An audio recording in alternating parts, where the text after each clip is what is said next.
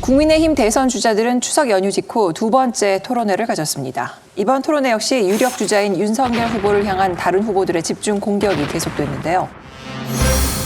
윤석열 후보는 부동산 공약과 군필자에게 주택 청약 가산점을 주는 공약 등이 표절이라는 집중 공격을 받았습니다. 정책 갖다 쓰는 건 좋습니다.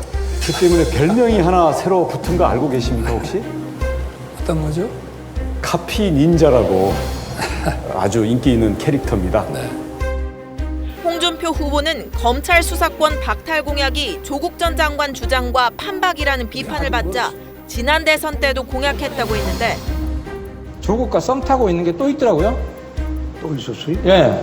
검찰 수사권 폐지하고 보안 수사만 하게 하자. 근데 이게 조국의 검수완박이랑 똑같아요. 근데 이게 평소 소신이에요. 대통령 선거 공약에는 발표를 했습니다. 지난번에도 했어요. 지난 대선 때도. 제가 그 거짓말이에요. 선거에서 거짓말 제가 지난. 잠시 뒤 하태경 후보가 사실이 아니라고 추궁하니 이번 대선 공약이라고 말을 바꿨습니다. 최재형 후보는 홍준표 후보가 여당의 이재명 후보와 닮았다고 했고 유승민 후보는 박근혜 전 대통령에 대해 여러 차례 말을 바꾼 홍 후보가 진짜 배신자라고 주장했습니다.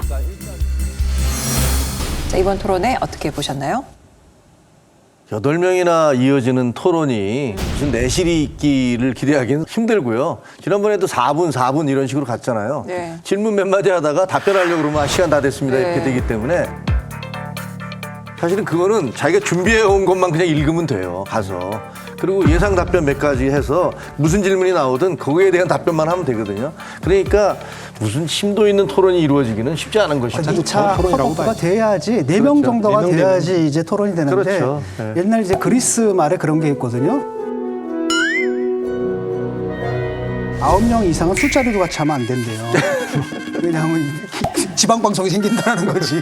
그런데 토론을 8명, 12명, 8명 데려다놓고 뭔 토론을 합니까? 그리고 또 하나는 뭐냐면 지금 그 8명 중에서도 아직 토론 준비가 안 된 분들이 있어요. 쉽게 말하면 자기 공약도 없고 대선이 뭐 올림픽입니까? 참가하는 데 의의가 있고 뭐 이런 마음가짐으로 나온 분들도 있고 제가 볼 때는 그래마 토론 준비가 된 분이 한 4-5분밖에 안 되거든요. 근데 이제 그 국민의힘 경선은 지금은 실제로 그분들한테는 어떻게 들릴지 모르지만 경선이라고 볼 수 없어요. 10월 8일 날 이후 4명부터 본경선이라고 봐야 되거든요. 그러니까 지금 민주당 경선은 결선 투표 가느냐가 관심이고 여기는 지금 파이널 4명을 누굴 데려갈 거냐의 문제입니다. 이제 그때 가서나 본격적인 경선이에요. 그러니까 이번 토론은 사람들이 어떤 걸 중심으로 지금 토론을 볼 거냐 하면 윤석열이나 홍준표 누가 지금 선두 다툼을 하고 있지 뭐 이제 이것도 중요하지만 저 이제 민주당의 후보가 이재명이 좀 더 가시화되면 우리가 저 맞춤형으로 4명을 파이널 누굴 데려가야 되지?